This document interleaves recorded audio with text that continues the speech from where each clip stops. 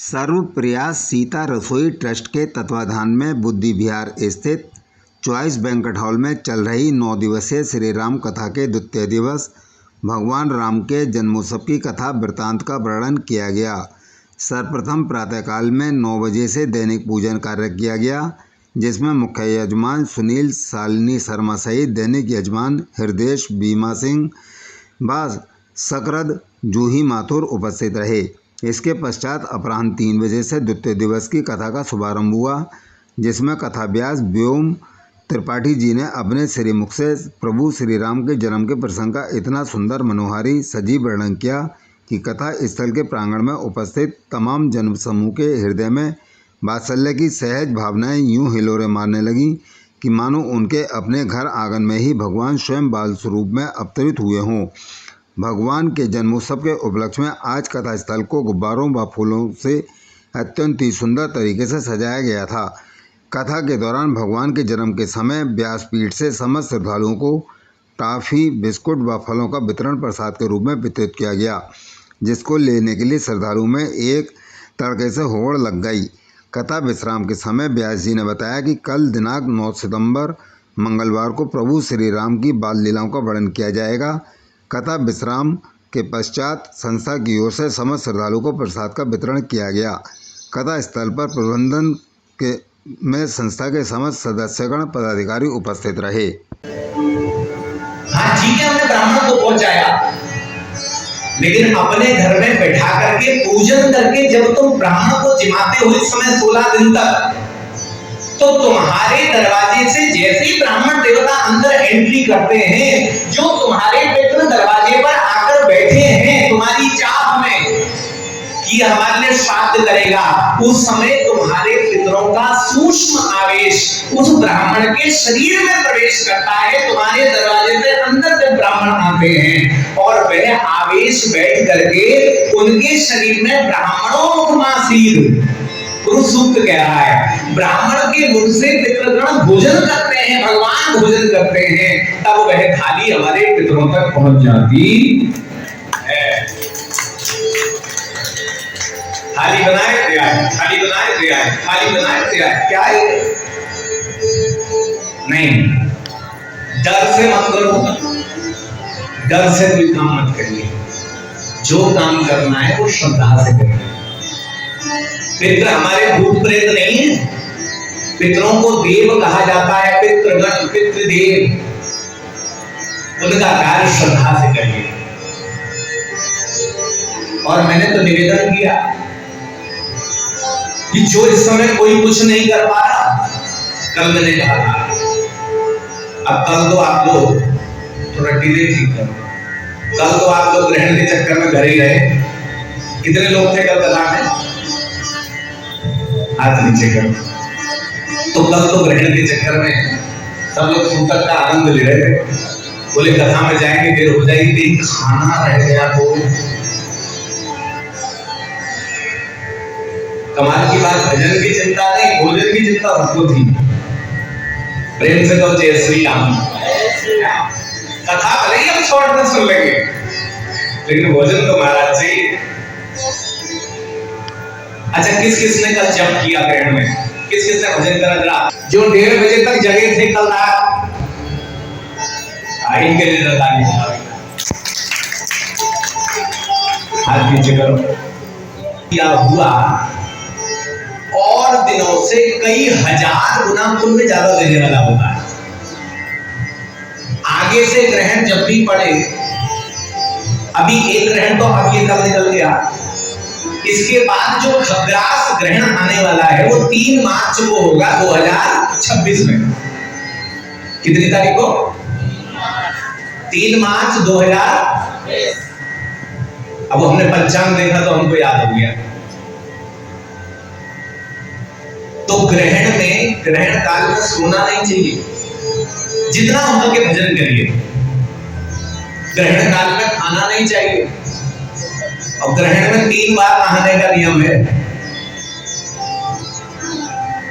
जिस समय ग्रहण लगता है, प्रारंभ होता है, उस समय क्यों? क्योंकि हमारा शरीर उससे पहले सूतक में होता है। उसके बाद जिस समय ग्रहण बीच में लग जाता है, बिल्कुल लग जाता है। यहाँ अब ग्रहण अपनी चरम सीमा पर, मध्य जिस समय ग्रहण का होता है उस समय, और फिर मोक्ष जिस समय ग्रहण का होता है उस समय। और सुनो, ग्रहण काल में कुछ ना कुछ दान भी करना चाहिए, वो भी अक्षय हो जाता है। तो जिसने किया बहुत बढ़िया, जिसने नहीं किया अगली बार ट्राई करना।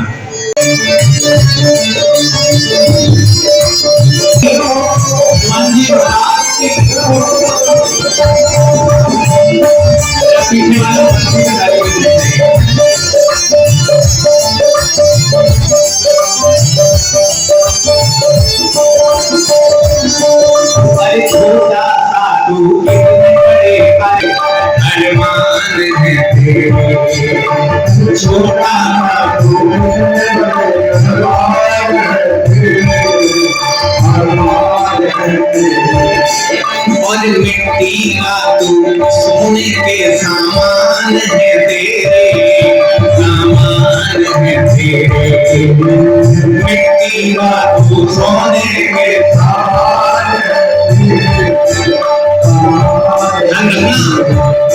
मिट्टी की काया मिट्टी में जिस दिन मिल जाएगी, मिट्टी की काया मिट्टी की काया मिट्टी में जिस दिन मिल जाएगी। दोनों हाथ लगे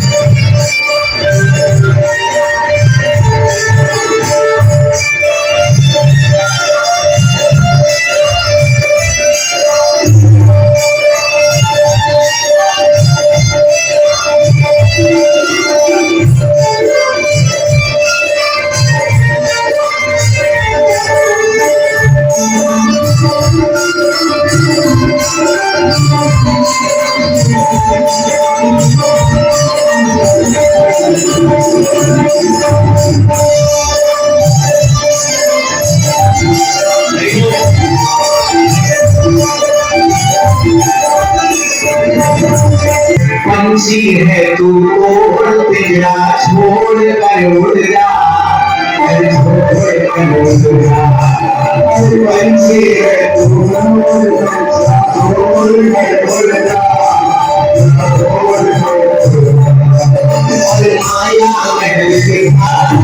माया में सारे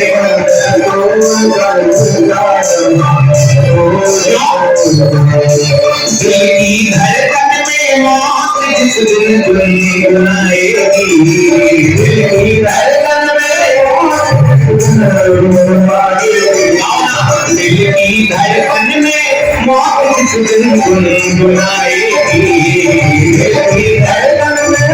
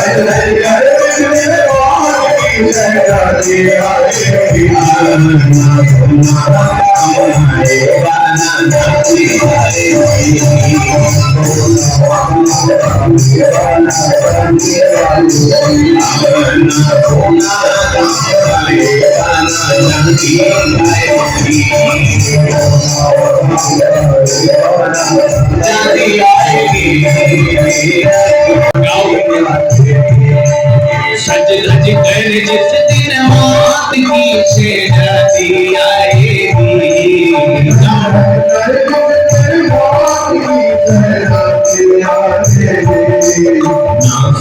ना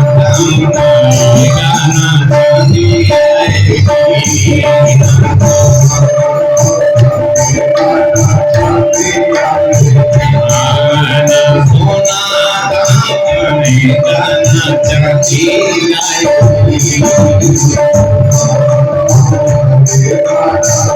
जरा पीछे वाले भी दोनों हाथ उठा के ताली बजाना।